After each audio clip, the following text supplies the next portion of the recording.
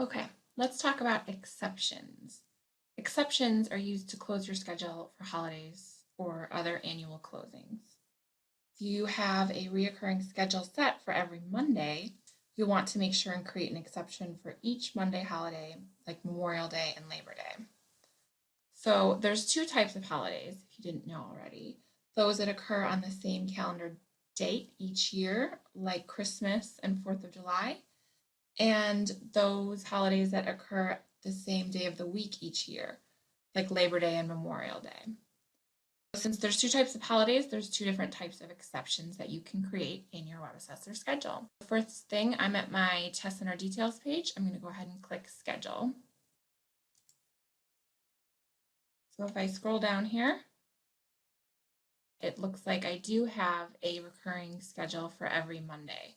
So I'm going to want to go ahead and close my schedule for any Monday holidays that occur the same day of the week each year. I'm going to go up to Create Recurring Schedule and I'm going to click the Yearly/Exception button. Then here, I'm going to choose an exception by day of the week or by day of the month. In this case, for Mondays, I want to use the by day of the week function. So that's already clicked. Now I'm going to create an exception for, let's say, Memorial Day. It's going to be the last Monday of May. Just making sure that my begin time and my end time overlap the time that I'm normally open, which would be 8 to 5. Don't worry about the fixed test times thing, and you can put a start date and end date in there if you want, or just use the defaults. Then I have to make sure to click the button down by exception, telling them that this is an exception. And then I will click Apply. Now you can see under Exceptions to Recurring Schedule that I have an exception created for the last Monday of every May.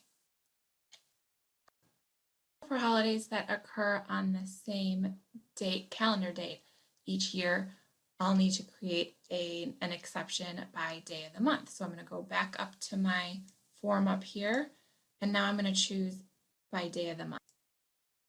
So here it gives me the option of an actual date. So let's use 4th of July as an example. Even though it may not be on a Monday this year, it could be on a Monday in the next couple of years. So we'll want to choose by day of the month. So I'm going to change the month to July and the date to the 4th. Make sure my begin time and my end time overlap the times that I'm normally open, 8 to 5. Ignore the fixed test times, and I can choose a start date for this year or next year or whenever, doesn't matter. And making sure that center is closed is clicked. And click Apply.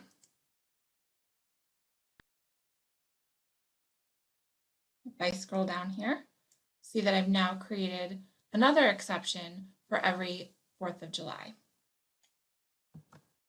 So if I make a mistake or something like that, or I no longer need to be closed on that day for whatever reason, you can delete an exception very easily by clicking on the box next to that listing that you want to delete and just click delete.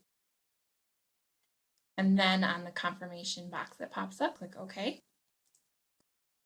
And now you can see that that exception has been deleted. And that's all there is to exceptions. Pretty straightforward, pretty easy.